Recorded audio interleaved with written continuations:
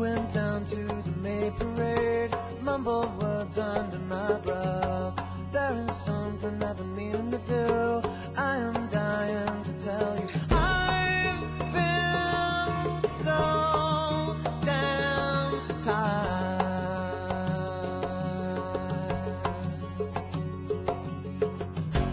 It went down at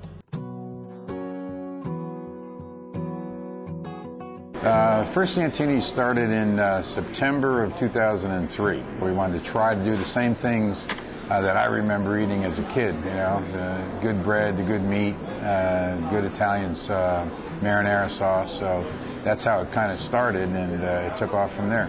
It's like a family restaurant, so the same people come every day, and you get to know the customer, you know. I mean, for the most part, you know, we get more compliments than criticism, which in this business is pretty amazing. You know, you get more people, you know, it's not just how's the food, and somebody says it's, yeah, it's good, whatever. We get people coming to us and say that was great, or that was the best sub, or the best pizza I ever had. Yeah, of course, I've been working here for almost 2 years now, and I'm happy here, you know.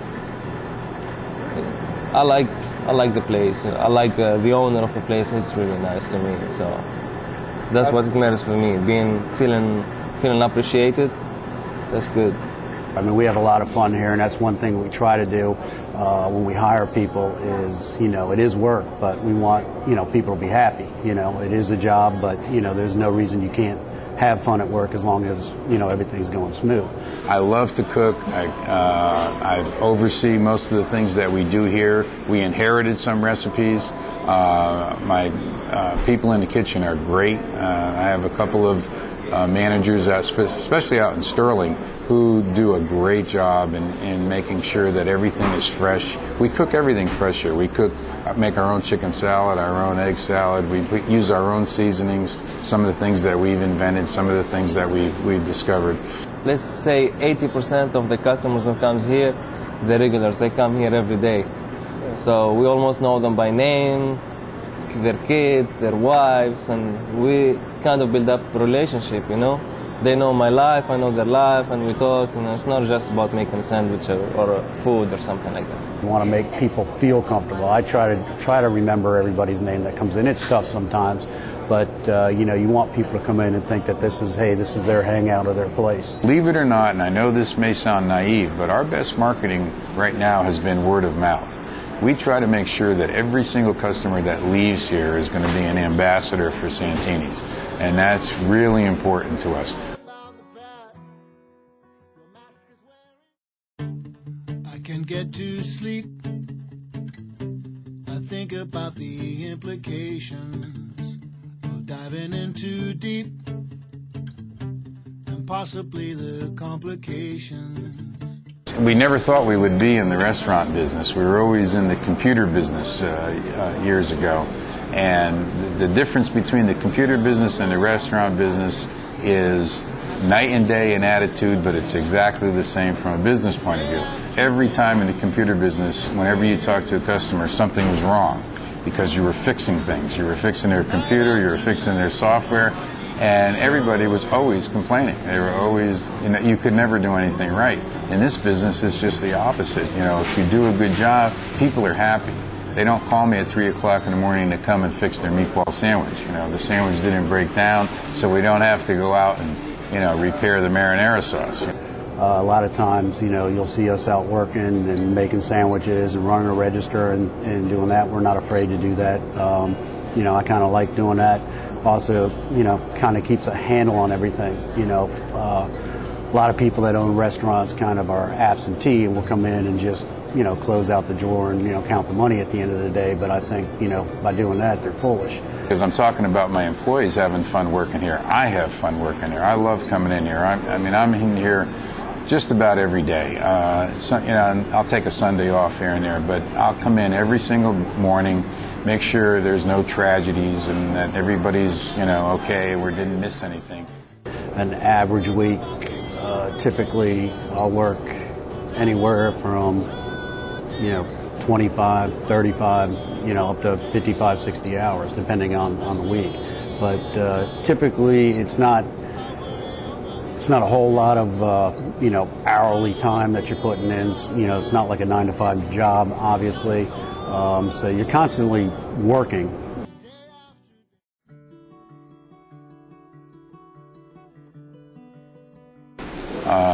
We would like to open up another one or two, but that's a dangerous slope to go down. Mainly because you don't want to lose what you currently have and spread yourself too thin. You'll hear that all the time in business, So we've been very, very careful in selecting our next location, that it's going to be as desirable as Oakton is before we even open up. But in the meantime, the interesting business phenomena here is that you do have a base of expenses in any business, such as this is. And the key to being successful here is your gross volume. So if you can get your volume up, the base doesn't grow dramatically with that volume.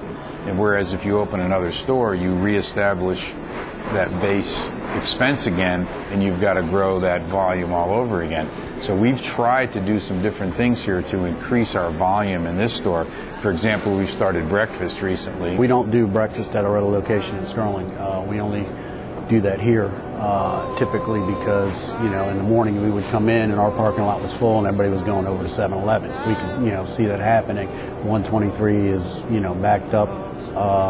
So we said why don't we just open it up? It'll just be a natural fit. So created kind of a menu offshoot of what we already had, and so we'll give it a shot. So it's like anything else. You're in the business to make money. If it works, we'll stay open. If it doesn't, then we'll change the hours. Where we open up at 7 o'clock in the morning. We have a great breakfast, and it's kind of in keeping with our lunches. We're just not offering donuts and an old beat up bagel. You can come in here and get a great egg sandwich. You can get eggs, omelets, and westerns and easterns and everything. This place is a little bit tighter than we would hope for. We got more room out at Sterling. Sterling is in a shopping center where this is a standalone place, but the building itself could be a little bit bigger.